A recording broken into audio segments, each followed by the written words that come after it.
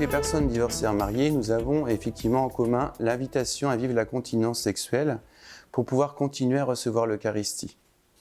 Cette invitation que rappelle l'Église n'est pas faite par rigorisme ou intransigeance, mais simplement pour rappeler que les sacrements du mariage et de l'Eucharistie sont sacrés. Ces situations sont très douloureuses car on les trouve injustes, mais le choix est venu de nous. Il est évident que de nombreux mariages s'effondrent faute de sérieux, et ce n'est pas à l'Église d'être tenue responsable de ce problème sociétal majeur.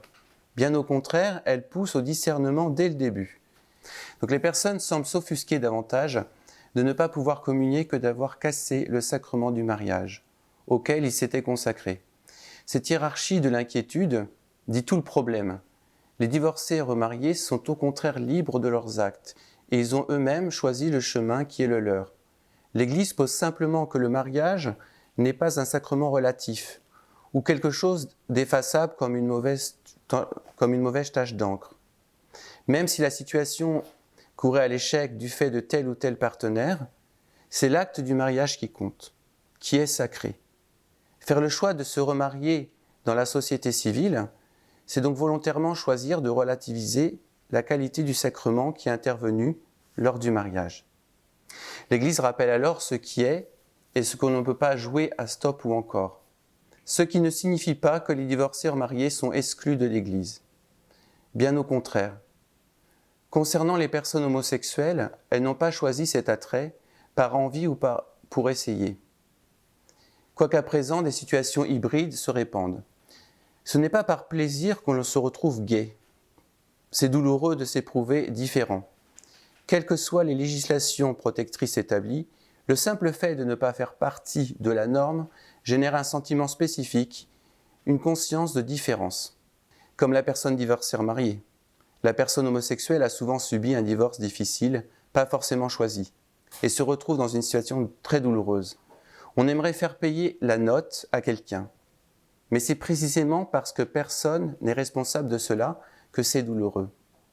Ce point est capital. Il est très difficile de recommander à une personne qui découvre une orientation sexuelle différente, non choisie, de vivre la continence sexuelle.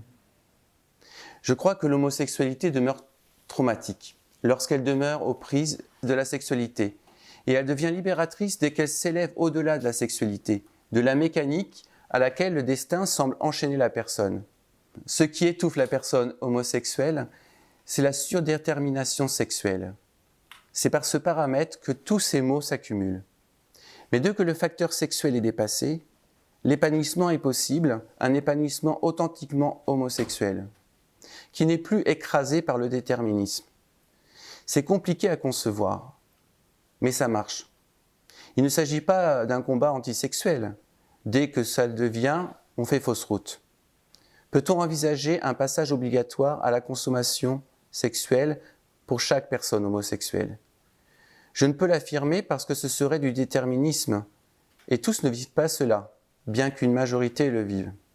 La pulsion peut être très violente et l'addiction peut vite venir. L'addiction naît le plus souvent avec la souffrance et la solitude. Cette souffrance nous entraîne dans une spirale mortifère. Il ne faut pas se tromper de diagnostic et prescrire une sexualité totale aux personnes qui souffrent précisément de cela. C'est pourtant l'option que la société progressiste propose. La doctrine n'est pas modifiable, mais elle peut être éclairée et croître. La nuance est subtile.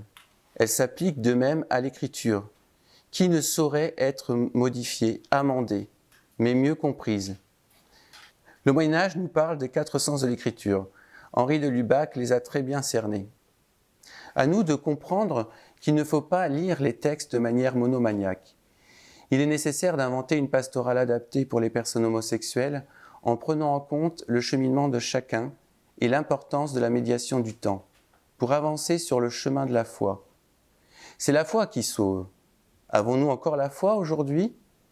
Dieu comble au-delà des espérances, à condition d'espérer. Espérer, c'est le contraire de revendiquer. Aujourd'hui, nous assistons à un véritable manque de foi, d'espérance et de charité et de formation chrétienne. L'accueil est nécessaire sans jugement, quelle que soit la situation de la personne et même si elle est en couple. Qui suis-je pour juger mon prochain ? Il est nécessaire de prendre toutes les dispositions nécessaires pour ne pas être confronté à la tentation, surtout lorsque la présence de la solitude est insupportable. Il y a là une réflexion à creuser pour aider la personne homosexuelle à sortir de la solitude par la présence d'amis, de communautés. Et pourquoi pas ne pas fonder des petits îlots communautaires pour vivre en communion et cheminer ensemble pour vivre l'exigence de l'Évangile. Chacun a des étapes à vivre dans sa vie pour arriver au but. Les nouvelles idéologies ne peuvent pas marcher avec la foi, mais la philosophie qui aime la réalité ouvre à la foi pour une raison simple. C'est le même Dieu qui a créé la raison et qui a révélé la foi. Personnellement, je me sens pleinement accueilli par l'Église, jamais jugé. En revanche, je remarque souvent une sorte de crainte, d'hésitation devant mon cas. Parfois, certains prêtres sont si soucieux de bien faire qu'ils ne vont pas forcément me délivrer l'Évangile aussi sereinement qu'à d'autres chrétiens. Ils ne savent pas vraiment comment gérer la situation face à une personne homosexuelle et on peut comprendre que ce soit compliqué, vu les pressions énormes de la société civile sur la question. Non, il n'y a pas de guerre contre l'homosexualité dans l'Église. En revanche, il y a une vigilance dans l'Église contre l'emprise idéologique de beaucoup de partisans homo dans l'Église. C'est tout différent. Je suis acteur de l'Église dans la mesure où je témoigne personnellement de ma vie de chrétien, de mes difficultés et de mon cheminement.